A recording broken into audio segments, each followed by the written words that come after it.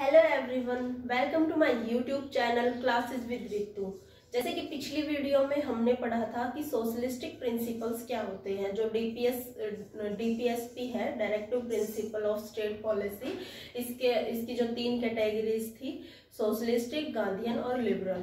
ठीक है, सोशलिस्टिक हमने कर लिया था कि उसके अंदर कौन कौन से आर्टिकल आते हैं। और अब जो आज की जो हमारी वीडियो है उसमें हम डिस्कस करेंगे कि हमारे जो गांधीयन प्रिंसिपल्स हैं वो क्या होते हैं और उसमें कौन कौन से आर्टिकल्स आते हैं। तो गांधीयन प्रिंसिपल वो प्रिंसिपल होते हैं जो गांधी जी के थॉट पर बेस्ड थे।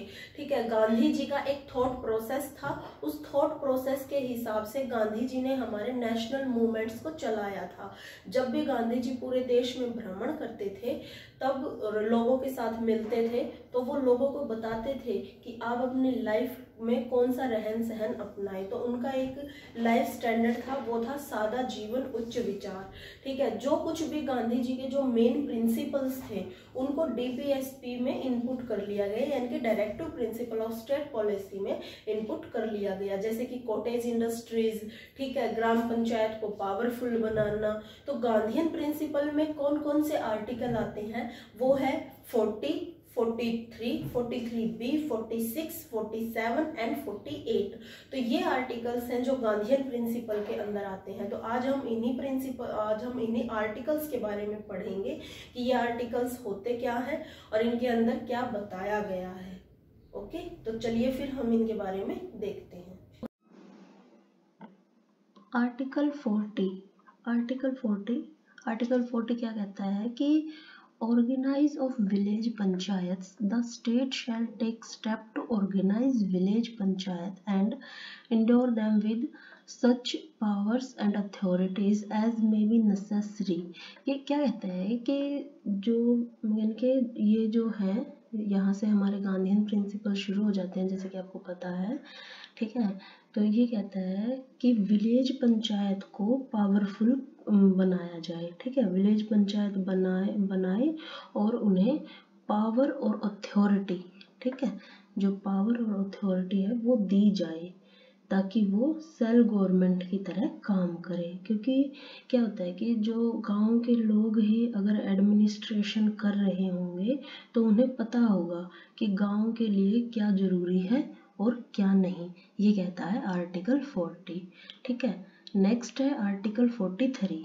ये आर्टिकल हमारा पहले भी हो चुका है जब मैंने सोशलिस्टिक प्रिंसिपल्स करवाए थे कि ये दो, क्योंकि वहाँ पे मैंने एक्सप्लेन कर दिया था इसको कि इसके 2 स्टेटमेंट है, एक लिविंग वेजेस वाली और एक कॉटेज इंडस्ट्रीज वाली। ठीक है, लिविंग वेजेस वाली वहाँ पे एक्सप्लेन कर दी गई थी कि ये सोशलिस्टिक प्रिंसिपल के अंदर आती है, और जहाँ से ये शुरू होता है कि कॉटेज इंडस्ट्रीज ये आती है गांधीयन प्रिंसिपल के अंदर।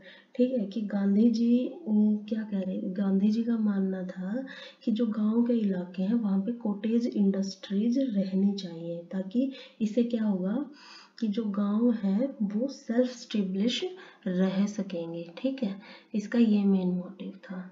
नेक्स्ट है आर्टिकल 43B।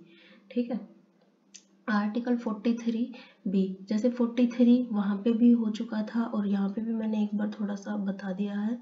ठीक है, 43A वहाँ था सोशलिस्टिक प्रिंसिपल के अंदर और 43B गांधीयन प्रिंसिपल के अंदर है। तो 43B कब आया था? ये आया था 97th अमेंडमेंट हुआ था, उसमें आया था 2011 में। ठीक है, तो ये क्या बात करता है कि टू प्रमोट वॉलेंट्री फॉर्मेशन। ठीक है, ये कहता है कि जो वॉलेंट्री फॉर्मेशन होगा, ठीक है, ऑटोनोमस फंक्शनिंग होगी। ठीक है, डेमोक्रेटिक कंट्रोल होगा, प्रोफेशनल मैनेजमेंट होगा, किससे? कॉरपोरेटिव सोसाइटीज पर।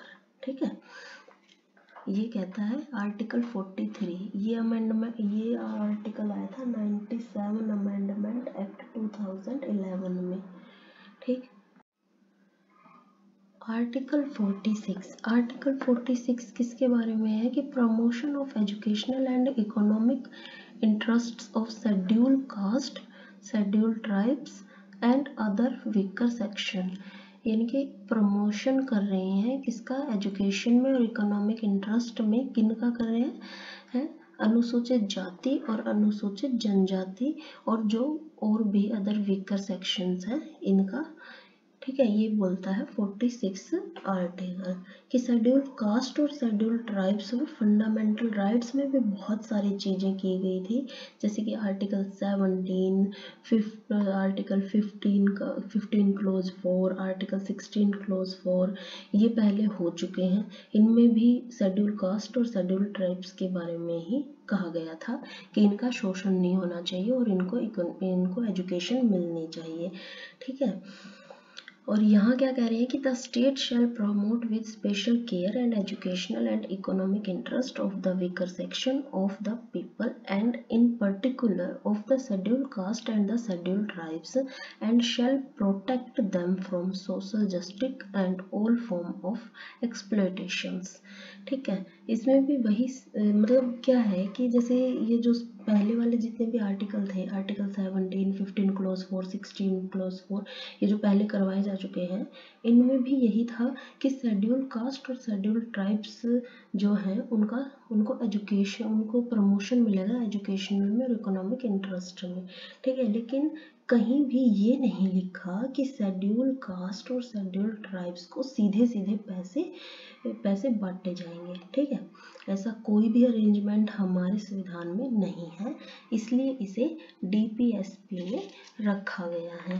ठीक है, ये क्या था कि ये आर्टिकल 46 बोलता है कि ये जो वीकर सेक्शन है हमारी सोसाइटी के, स्पेशली शेड्यूल कास्ट और शेड्यूल ट्राइब्स, इनके अनुसूचित जाति और अनुसूचित जनजाति, इनके इकोनॉमिक इंटरेस्ट को ध्यान में रखा जाएगा। ठीक है, इनके साथ सोशल जस्टिस होगा और इनके साथ मतलब शोषण नहीं किया जाएगा इनका। ठीक है, ये बोलता है आर्टिकल 46। नेक्स्ट है आर्टिकल 47। आर्टिकल 47 पहले सोशलिस्टिक प्रिंसिपल्स के अंदर हो चुका है कंप्लीट, वहाँ पे मैंने इसको फुल डिटेल से करवा दिया था। ठीक है, कि जो इसका ये पब्लिक हेल्थ के लिए जो स्टेटमेंट है वो आएगा सोशलिस्टिक प्रिंसिपल के अंदर, और जो मेडिसिनल पर्पस के लिए है वो आएगा इसका गांधीयन प्रिंसिपल के अंदर। और ये इसको मैंने बहुत अच्छे से वहाँ पे एक्सप्लेन किया था, तो आप वहाँ से इसको देख लीजिएगा। ठीक है, नेक्स्ट है यहाँ पे आर्टिकल 48। आर्टिकल 48 क्या कहता है कि organization of agriculture and animal, ये जो आर्टिकल है 48 वो एग्रीकल्चर और एनिमल्स के लिए है। ठीक है, The state shall endeavour to organize agriculture and animal, जो मतलब क्या है इसमें मेन बात ये है कि ये जैसे हाँ ये काउस है, क्लास है एंड अदर जितने भी मतलब ये जानवर हैं जितने भी, हम उन्हें नहीं मारेंगे। ठीक है, और जो एग्रीकल्चर है हमारा मतलब उसको भी हम नुकसान नहीं पहुंचाएंगे, ये आर्टिकल 48 कहता है। जैसे गाय हैं इनको नहीं मारेंगे, उनके ब्रीड्स को इम्प्रूव करेंगे। ठीक है, ये है हमारा आर्टिकल 48। तो इसके अंदर गांधीयन प्रिंसिपल के अंदर जितने भी आर्टिकल्स आए वो मैंने करवा दिए आपको, जैसे कि आर्टिकल 48, 47, 46, 43B, 43, 40। ठीक है, जैसे कि यहाँ पे मैंने आपको अलग से करवा के दिखाए थे, ये जैसे गांधीयन प्रिंसिपल के अंदर यही आते हैं 6 आर्टिकल्स 40, 43, 43, 43B, 46, 47 एंड 48। ठीक है, जैसे कि 43 सोशलिस्टिक प्रिंसिपल में भी आता है और गांधीयन में भी आता है, और कौन सा स्टेटमेंट किस में आता है वो मैंने आपको बता दिया। और वैसे ही 47 सोशलिस्टिक में भी आता है और गांधीयन प्रिंसिपल में भी आता है। ठीक है, और कौन सा कैसे आता है वो भी मैंने आपको बता दिया। ठीक, वैसे ही 48 गांधीयन में भी आता है और यहाँ पे लिबरल में भी आता है। सो यहाँ तक हमारा ये जो टॉपिक है वो क्लियर हो गया है, और यहाँ तक के आर्टिकल भी कंप्लीट हो गए हैं। एंड नेक्स्ट वीडियो में हम डिस्कस करेंगे कि लिबरल प्रिंसिपल्स क्या है और इसके अंदर कौन कौन से आर्टिकल आते हैं। आई होप कि आपको ये सारे आर्टिकल समझ आ गए होंगे कि ये इनमें क्या क्या बताया गया है। सो प्लीज वीडियो को लाइक करें, चैनल को सब्सक्राइब करें और बेल आइकन को प्रेस करें ताकि मेरी हर वीडियो की नोटिफिकेशन आपको मिलती रहे। Thank you for watching my video.